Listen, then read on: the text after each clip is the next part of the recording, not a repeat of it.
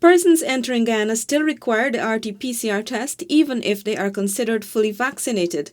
This was disclosed by Minister of Health Honorable Dr. Frank Anthony during his daily COVID-19 update on Monday.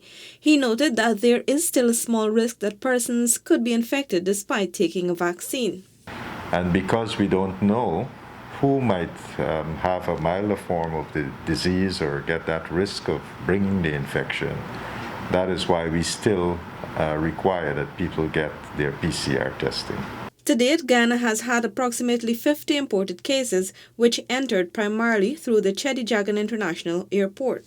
We know how many cases came in because we are monitoring, and these 50 cases, once they were detected, we have been able to take all the requisite measures to get them to isolate and prevent further spread. He noted that there is no prohibition on who can travel to Guyana due to COVID, with the only requirement being that they get a negative PCR test.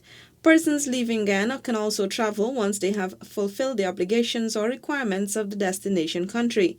Concerning the COVID-19 vaccination campaign, as of April 25, more than 121,000 people have had their first dose of the vaccine, while over 2,000 persons have received their second dose. A person is considered fully immunized 7 days after their second dose of the vaccine.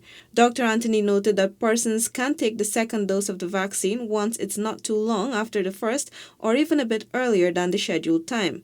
He noted that the AstraZeneca vaccine, for example, according to its guidelines, can be taken anytime within 4 weeks to 12 weeks, but it has been proven that it is more effective when taken closer to 12 weeks.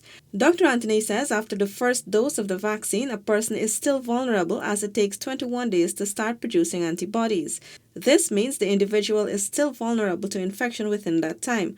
However, the second dose helps to build those antibodies and can prevent the worst form of the disease. If you get infected after 21 days after the first dose, you wouldn't get that severe form of the disease. You more than likely would not end up in the hospital or in the ICU, and it would certainly prevent you from dying from COVID.